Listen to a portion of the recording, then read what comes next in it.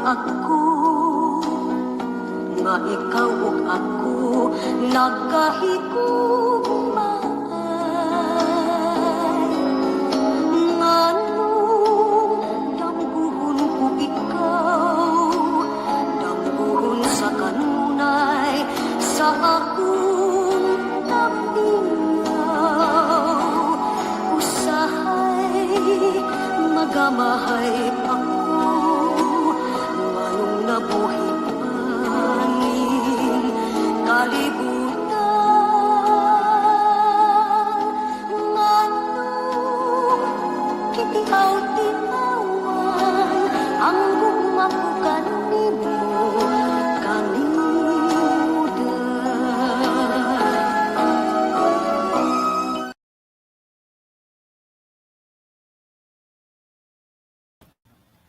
Hi everyone, good afternoon. Welcome to Conversations with MM. This is Marivir Montibon here in New York City. How are you all? Hope everybody's doing well. And now it's May. The month of May is here and spring is on and it feels like summer actually. And I still have my allergies, but I'm charging on despite the discomfort. So today is a special day because we have a guest that is an expert in global diplomacy. He is no other than Dr. Thomas Ward. Dr. Ward is the provost of the HJI International Graduate School for Peace and Public Leadership, my alma mater, where I finished my doctoral degree in peace and public leadership. And I owe to him this very his experience in giving us guidance as a teacher. And I was able to interview him while we were in South Korea, in Seoul, in time for the World Summit 2025.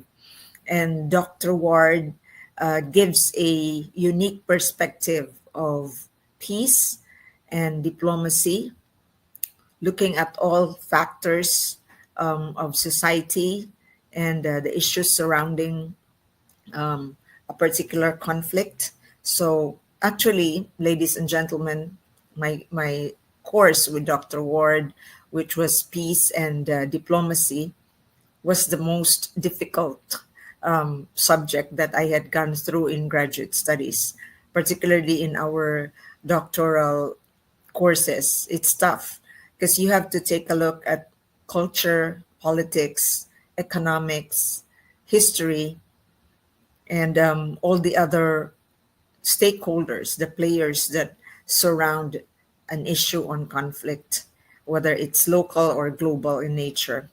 So I attribute to Dr. Ward the expansive eye to look at, to appreciate and analyze conflict situations and why they keep repeating. So let me share this with you. This was taken at the Lotte Hotel where the summit, the World Summit, took place on April 12, 2025. Let's take a listen.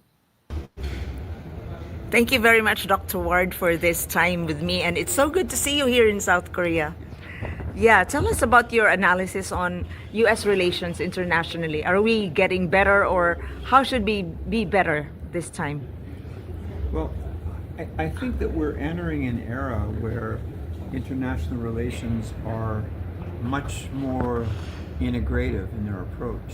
That is, that you bring together economics, you bring together military, and you bring together politics, and you also bring together approaches to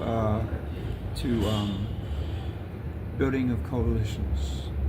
What I mean by that is that the current administration, the Trump administration, very much ties economics to politics.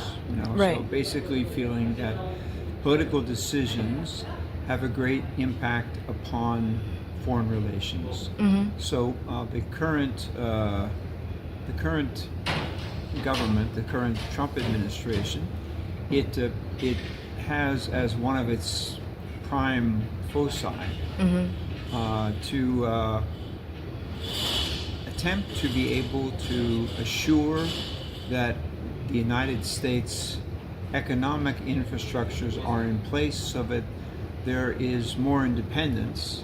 I'm talking about things like pharmaceuticals, for example, than there has been in the past, and probably also that likewise applies to gas reserves, oil reserves, all these different types of things. There is a desire for greater independence in terms of approaching those things. So, therefore, when the Trump administration approaches other countries, it's much more open to things such as tariffs. It's much more open to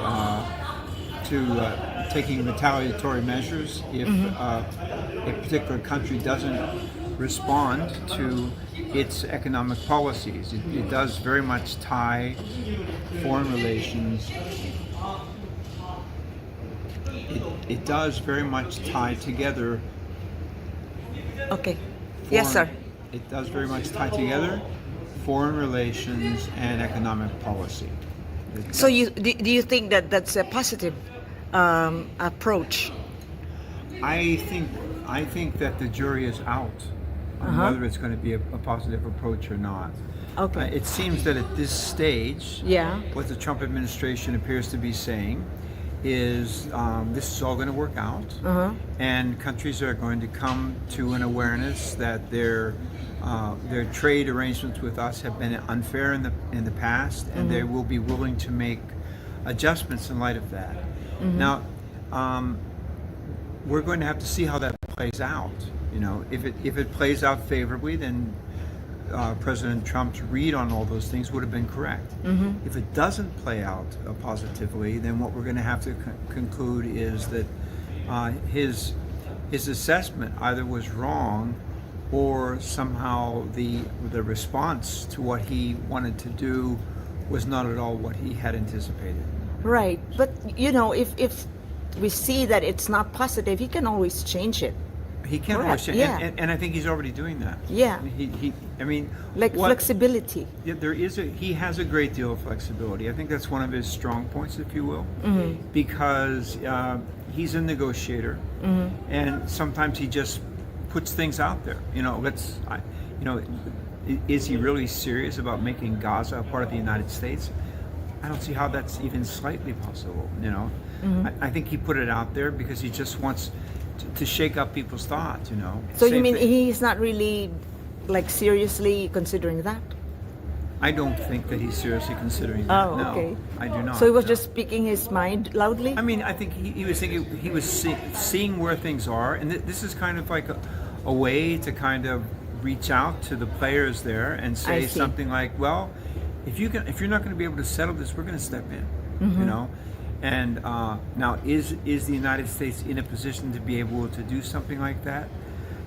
It is, but there's a cost. You know, I mean, you've studied diplomacy, and in terms of diplomacy, there is what's called spoilers. You know, a spoiler is a party that benefits from a certain kind of a conflict. If the United States is tied up tremendously in relations with the Middle East, for example, and is spending a lot of resources on things that have resulted as a consequence of the current policies that are being recommended. The consequence of that is that whatever needs to be done in terms of the South China Sea, the situation with the Philippines, and those things won't be able to be done probably. You know, the United States is a country, we all realize, with limited resources and also with debt. So those things, those things do pose a challenge. You know, so. Mr. Trump is a gambler.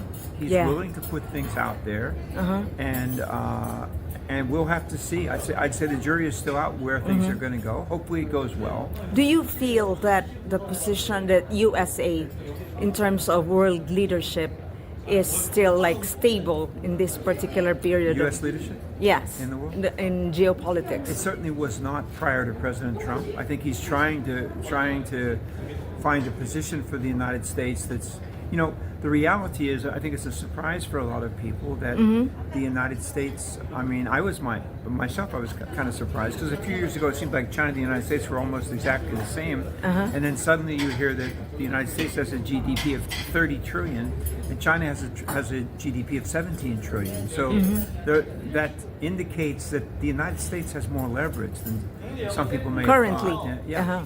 Currently, that's yeah, great. Absolutely. So your message, is there what is your sense of the immediate future as far as the world is concerned? Since we are here in the Peace Summit. Yeah, my immediate feeling is that I think that it makes sense to give President Trump some space. Let's watch. You know? Okay, yeah. Let's see where things go, because certainly I feel very much the foreign policy that the United States has been pursuing was not a healthy one. Yes. Particularly, what do you do when over the past 2 decades, China has become the major trading partner with Latin America, with Africa, with much of South Asia. You know, then you know, we understand very clearly that if you have that kind of a posture, then because of having that posture of trade and dependence upon you because of that trade, then you have leverage. Yes. And that leverage also can be applied in the area of foreign policy and in the area of domestic policy in some of the countries that China is dealing with. Great. So I'm glad that you're expressing some hope over there. Yeah, I'm hopeful. Yeah, so. Thank you, sir, and I'll be back with you for more of our conversation. Very good. Thank Thank you. you. Margaret. Thank you so sir. much. Dr. Ward, you have been a very good teacher to me in peace and public leadership, particularly diplomacy. You've been a good student also. So. Thank you. Just inspired to learn from you. So, why did you become a teacher on peace and public leadership and diplomacy, Dr. Ward? Well, what's your journey?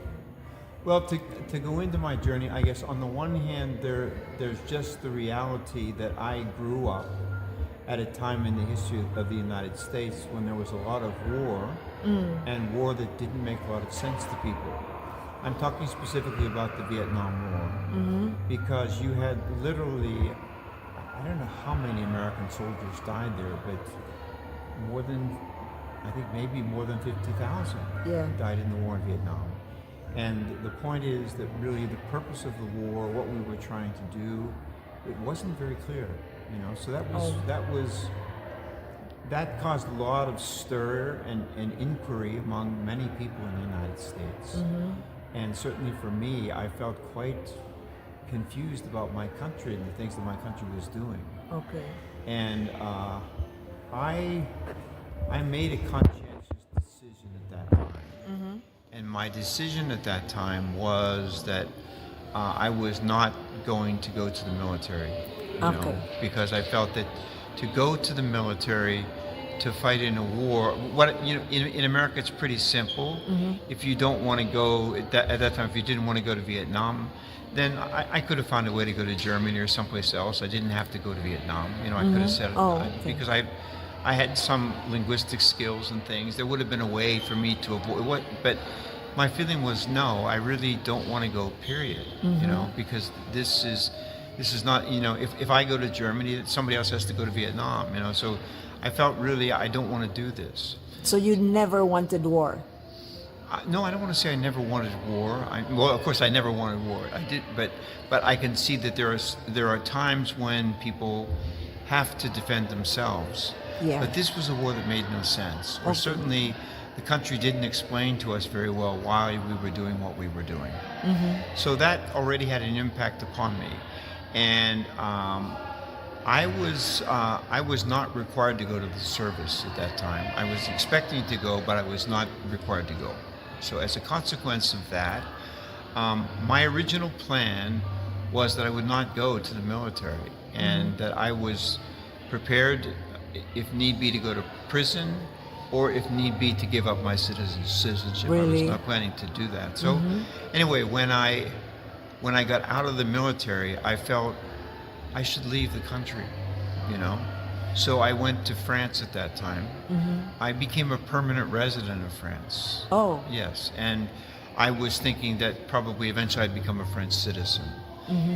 But at that time, I met our church, and that had a big impact upon me because its analysis of the origin of evil, if you will, made a great deal of sense to me, and I felt, wow, that makes sense. So you found a meaning there. Yeah, and so that kind of got me into that kind of interest, you know. And I was involved in pretty typical church activities. So you were in your 20s then? I was 22 years old. So yeah, I was quite Young. Yeah, quite young.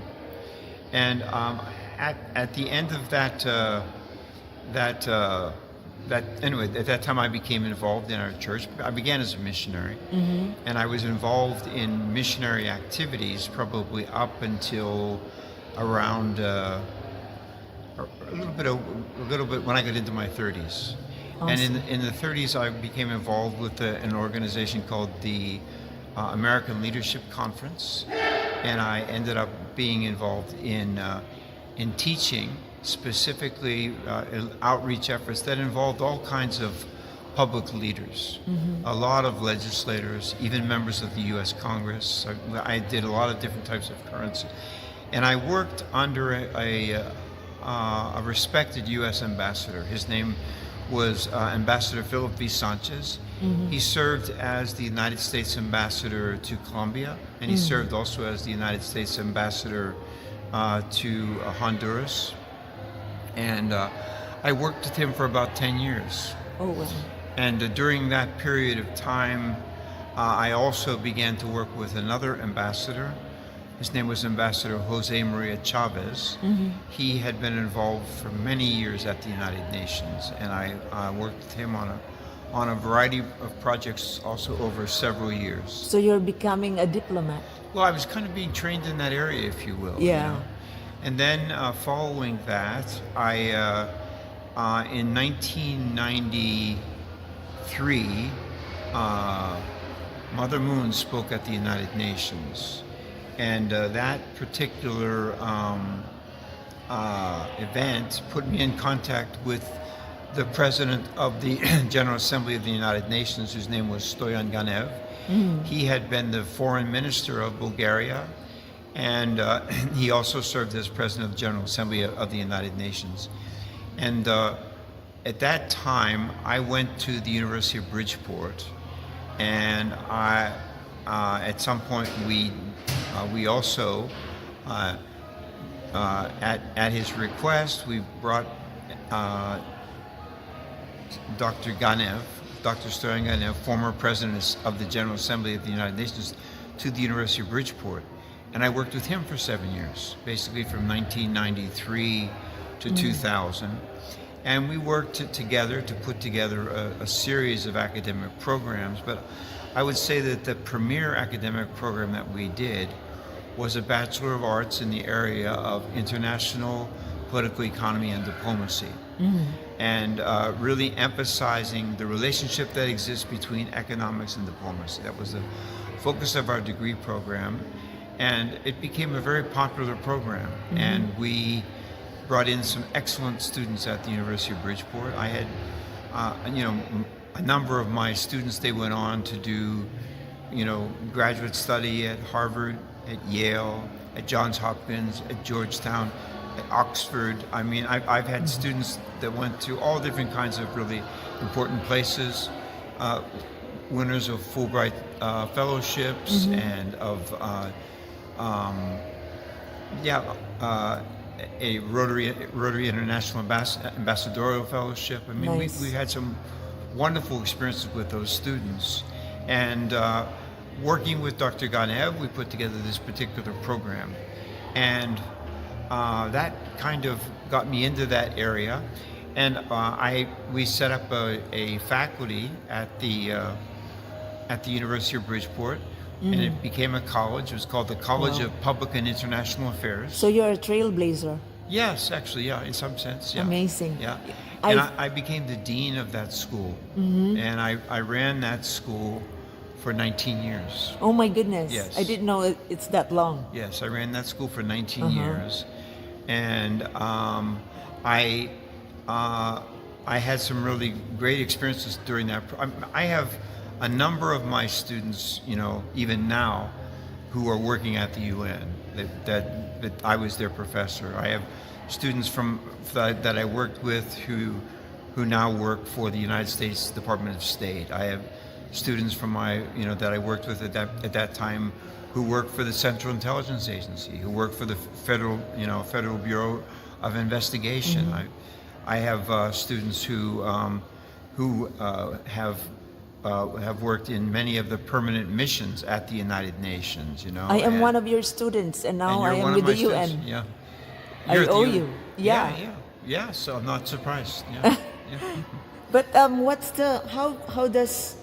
how does being a teacher ensure that the students learn from you? I know I can answer it, but tell us about your teaching style, sir.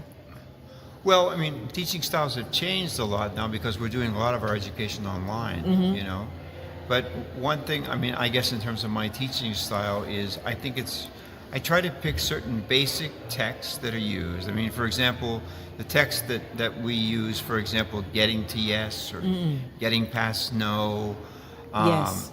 those particular the work that we've done with the United States Institute of Peace courses and things that are part of our program, those are fundamental text and course trainings that you will find that diplomats around the world they've done. So I've had lots of my students come, oh, the stuff that you taught us, it's exactly the stuff we're doing at the United Nations. Right, So it's practical. it's very practical. That's the idea. And also I try to get students to do, unfortunately, I don't know if you know, but the USIP its budget has been cut by the Trump Yes, administration. it's very sad. Which I think is very sad, because the credentials that particular entity provided were very useful for people that want to go into the area of diplomacy, particularly if they were not originally trained in that area.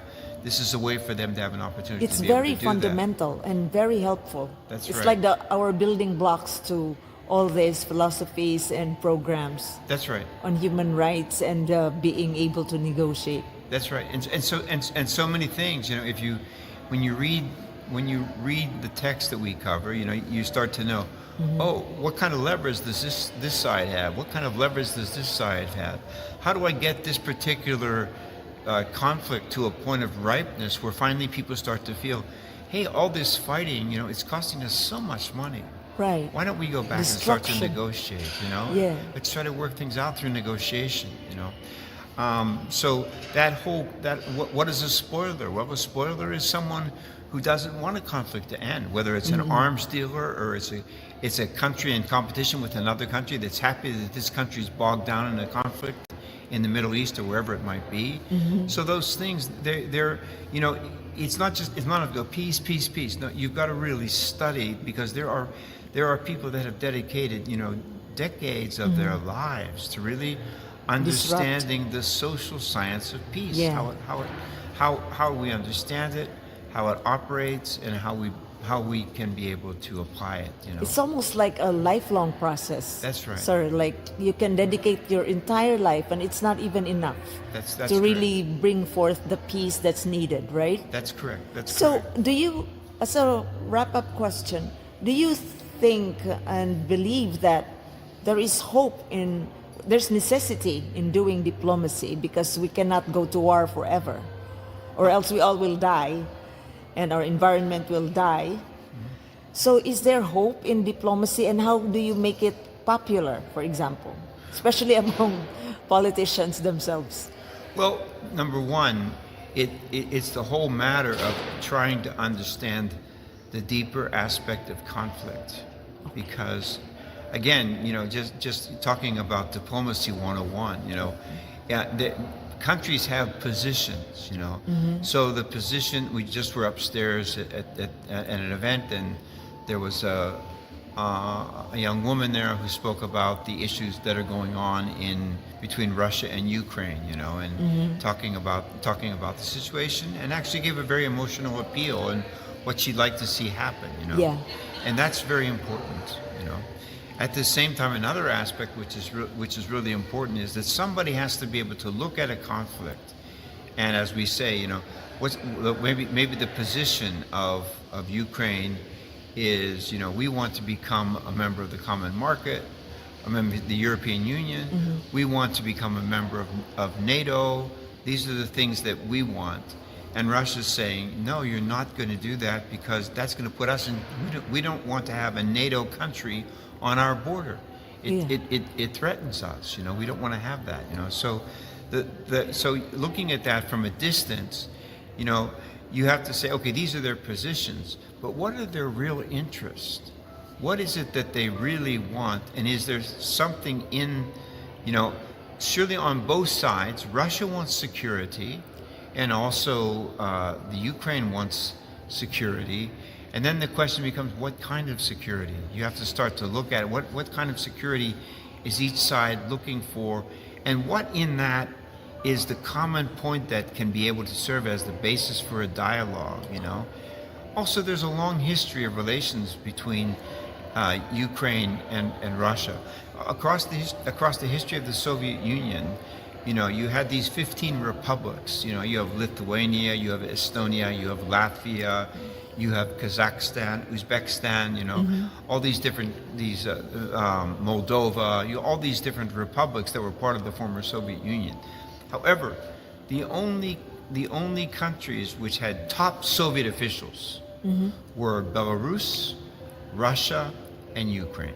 Those three, they were the ones that ran the show, so to speak, and so they know how to work together. They've worked together in the past. There's a reference point there that has to be looked at, because somehow those things happen. Do you think they need a diplomat to be facilitating this? You mean a mediator? Yeah. I think that's what Donald Trump was hoping that he could be. He's trying to play that role right now. Is it going to work? We're going to have to see. I think what's clear is, again, going back to diplomacy, this conflict, at least from the view of Russia, it's not ripe yet. Russia wants certain things, I guess, in terms of territory, maybe in terms of certain kinds of hardware, so to speak, and talking about maybe some mining opportunities and things. There's certain things that they want to have, They want those things to be Russian, And so they're feeling, hey, we're doing pretty well. Our leverage is we're winning this war right now, And we have a lot of support from China. We have support even from North Korea that's providing soldiers. This is not the time for us to stop, because we need these things in order to be able to secure our region. If we control certain resources rather than the Ukrainians controlling them, we're not going to be threatened, I see. But if they control them, they will, They will be threatened. Yes, they'll be. The threat does not end. So anyway, there are certain types of things. I'm just saying we need to understand the interests, Right. and then and then someone has to weave a way of trying to put this together in such a way that both sides can be able to say, yes, I can agree to that. But we're not Amazing. there yet. Well, I obviously. believe you should be there in the facilitating table. I think that what I'm best at is providing advice. I mean, I think actually in the area of peace studies, everybody has to know what their strength is. Yes. I don't think my strength is as a negotiator. I do think that I have some skills in the area of analysis, as do you. That's maybe, and maybe you have also maybe more skills in the area of negotiation than I do. Oh. So so those types of things. I don't know about that. So. Well, I wouldn't be surprised. I think you do. Oh my so goodness. So anyway, that type of area, we have to know what we can do well, and why do I want to do something where there are people that have been doing these things for years, but maybe they need help in understanding, the interests of both sides, the positions. They need help in possibly suggesting some ways to go forward to be able to begin to resolve this. That's probably what's needed, if you will. But there are people that are very, very skilled. That they know how to keep their demeanor. They're excellent listeners, and they really are able to reflect to the other side that yes, this is somebody we can trust, and this is someone who understands us, So that that there's definitely one of the key issues is finding the right mediator. I guess right now President Trump is working through. I'm sorry, I can't remember his name. This one gentleman who has a lot of experience in the area of business and has had some recent successes in terms of negotiations. So we'll have to see how that goes. Well, all the best to that, because They- the success is their success is success of the world too. I agree. For our own peace, right? I agree. So it feels like, Dr. Ward, I'm getting into another diplomacy class with you. Thank you very much You for have your to start time. to teach your own negotiation class. Oh my goodness, that's a lot of work, but I hope I'm not closing my mind. Thank you for your time, Dr. Ward, and all the best to you, and hope to see you again. Thank you, Margaret. Appreciate it. Bye bye for now. Bye bye.